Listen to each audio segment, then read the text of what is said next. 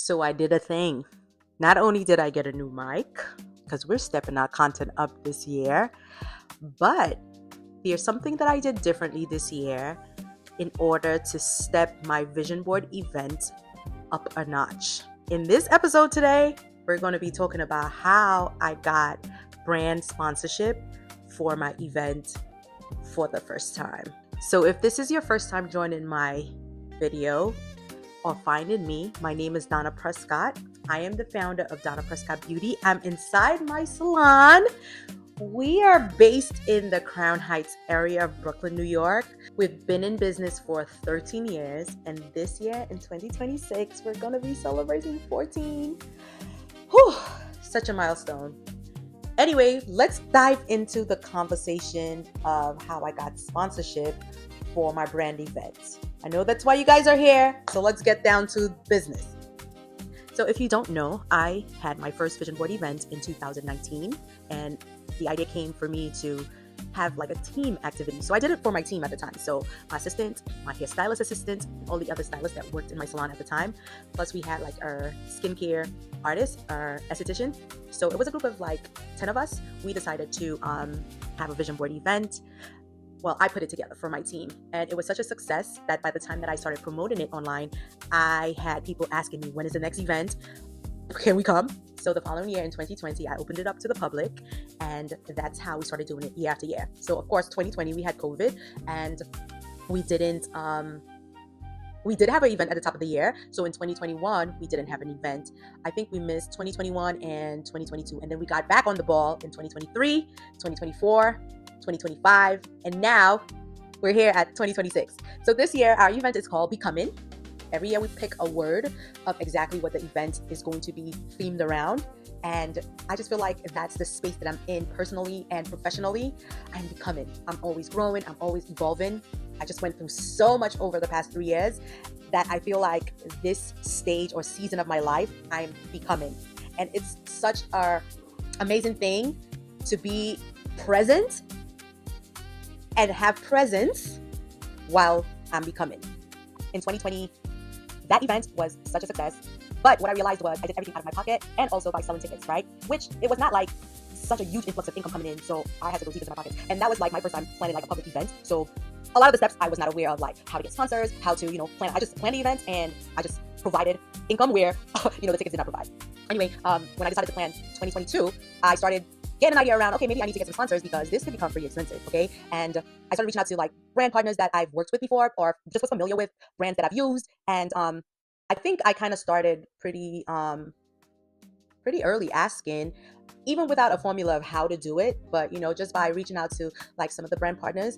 And a few people said, like, okay, we'll follow up, and then nothing happened. So in 2022, I did not have any brand partners that particularly partnered up with me. But what happened was I had a few friends that I made that had local businesses, and they were the ones who came on board with me. So in 2022, I met a lovely lady that did my decor.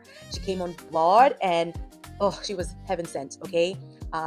That year, things were just falling apart. And when she came on board, she helped me with like just so many other things in addition to the decor. She came in, she provided the balloons, she decorated the place, she provided flowers. Next thing you know, she was helping me with like the tablecloths, the tables, the chairs. It was just like, thank you God for sending her. And she's been working with me from since then. Then there was a business partner that I met. She reached out to me online because she saw a post from my brand, and she is a celebrity dessert chef, and she was looking for someone that would partner with her to provide hair services. And we decided to do this partnership where we exchange services. So she came on board and she started providing desserts for the event, and I would do her hair in return. I would offer her wigs for her to go to her bookings. Anytime she had a TV booking, I would show up to do hair, and she just became my dessert person. So I'm going to link everybody's information that partnered up with me that year. Another person that partnered up with me was the DJ. Still so grateful for him. He showed up and he has become our in-house DJ, just as our in-house dessert chef, just as our in-house decor lady. We're still growing together, and I'm so grateful for them. That was another partner that I got. And then I was able to get another brand that makes candles and room sprays to fill my goodie bags. And those were the sponsors that I actually started off with. I asked for other sponsorship like I said, but those were the only people that showed up at that time. Most of the big brands never followed up with me, and that was year 2022. Year 2023 now, I totally just skipped the step of asking for sponsorship. As well as in year 2024, I totally skipped the step of sponsorship. In those 2 years, I felt like I did the same thing as far as like promoting that I wanted, to collab with small local brands, but I never reached out to any big brands because I just felt a little discouraged, and I went in on just doing it on my own with selling tickets and funding out the whole event.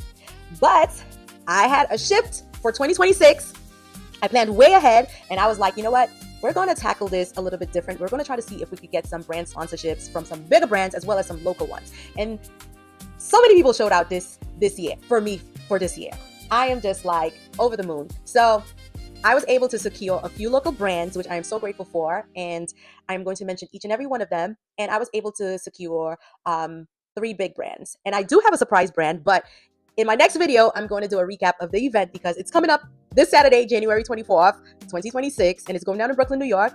And once we're doing the recap of the event, you're going to see every single brand. But I am going to tell you guys which brands and who signed on with me and what my process looked like.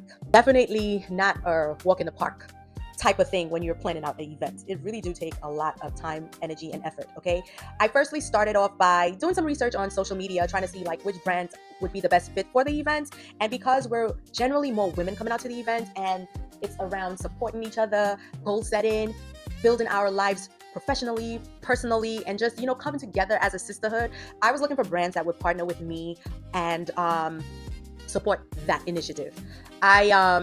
I started sending emails like 3 to 4 months before the event. Some brands I sent a little closer, maybe like 1 or 2 months before, and many brands never even responded, okay? And that could be very, very disheartening and discouraging, but I want to encourage you that despite those few curves in the road, you should still keep going and keep trying, because for every 100 no's that you get, you never know, you might get that one yes. And let's talk about the yeses that we got. So the first yes that I got was from Sol de Janeiro. And that happened kind of on accident. I had the email for me to send out to the brand, but a young lady that works with the brand, and she works in the exact department of the pop-ups and events, sat in my chair, and I had the pleasure of doing her hair and just introducing my event to her personally. And she pitched it to the team, and they were glad to sign on and support and sponsor products to our events. So that was the first brand that, sponsored me. I've never used the brand before. I've seen it everywhere. I was very excited about that partnership, and just grateful for that first one. Once I got that, I was like, yes, we're in business. Let's go on and see who else is gonna partner with me. Mind you, I had already sent like over 50 emails. I did DMs and emails.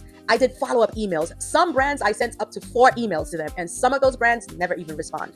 What was the next brand that partnered up with me? So Bold Hold, the hair diagram, the famous lace wig products, that was a brand that signed on and decided to partner up with me. And I'm so grateful, as I am, for all the sponsorship that we got.